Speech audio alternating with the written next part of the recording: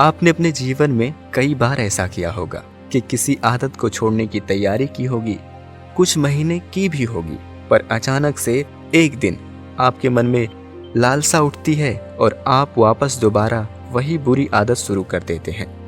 उदाहरण के तौर पर शायद आप स्मोक करते थे और आपने सिगरेट छोड़ी थी और किसी एक बेचैनी भरे पल में दोबारा सिगरेट पी ली, या फिर आप चाय के शौकीन हैं और आपने चाय की आदत छोड़ी पर किसी एक कमजोर पल में दोबारा चाय पी ली।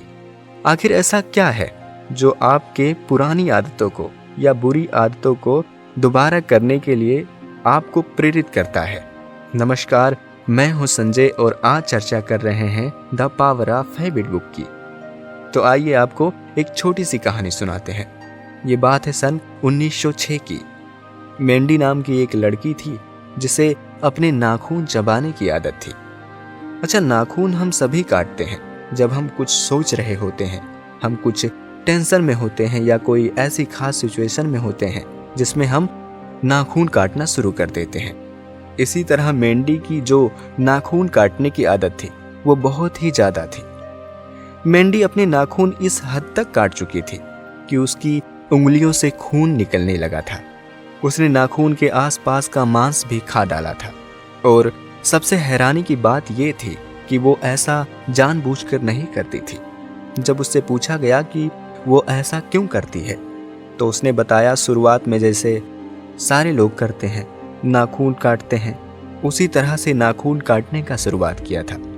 पर पता नहीं कब ये प्रॉब्लम इतनी ज़्यादा हो गई कि वो हद से ज़्यादा नाखून काटने लगी और इस हद तक काटने लगी कि कभी कभी उसकी उंगलियों से खून निकल आया करता था। तो इसे छुड़ाने के लिए डॉक्टरों ने मैंडी को कंपीटिंग रिस्पांस देना सिखाया। कंपीटिंग रिस्पांस एक ऐसी प्रतिक्रिया है जो आपकी अर्ज को या आपकी मेन आदत है उसे बदलती है। किसी भी आदत को बनने या बिगड़ने के लिए 3 चीज़ों का होना जरूरी है। पहला, इशारा, जिससे आपको पता चले कि कोई आपको एक खास काम करना है। उस इशारे को समझकर एक एक्शन, एक पार्टिकुलर एक्शन जो कि कुछ भी हो सकता है, जैसे सोना, घूमना, खेलना, चाय पीना या एनीथिंग।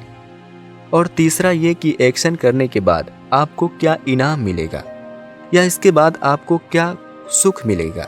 तो जब ये 3 फैक्टर इकट्ठा होते हैं तो किसी एक आदत का निर्माण या किसी आदत का बदलाव होता है। मैंडी के केस में उसे तरह तरह के सिचुएशन में रखा गया, तरह तरह की परेशानियां दी गई, तरह तरह की सिचुएशन दिखाई गई, हर तरह के इमोशन से उसे गुजारा गया और तब ये पाया गया कि किसी बहुत बड़ी परेशानी या डर की वजह से मैंडी ऐसा नहीं करती। मैंडी जब खाली बैठी होती और बोर होती तो वो अपने नाखून काटना शुरू कर देती और जाने अनजाने में वो इस कदर अपने नाखून काटती कि वो खुद को नुकसान पहुंचा बैठती।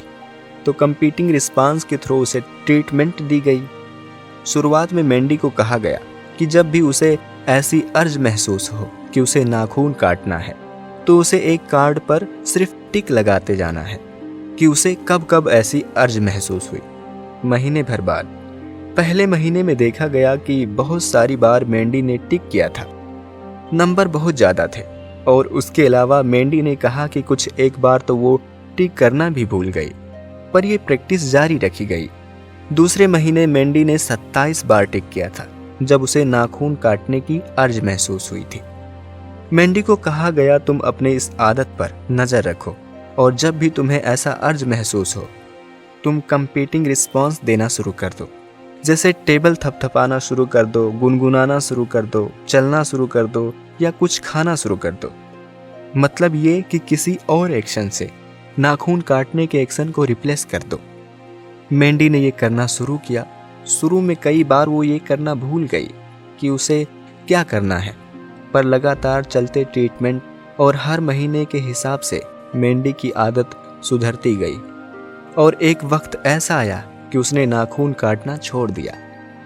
ये कुछ वैसा था जैसा कि कंप्यूटर के किसी प्रोग्राम को इरेज करने के बजाय उस पे दूसरा प्रोग्राम रीराइट कर दिया जाए।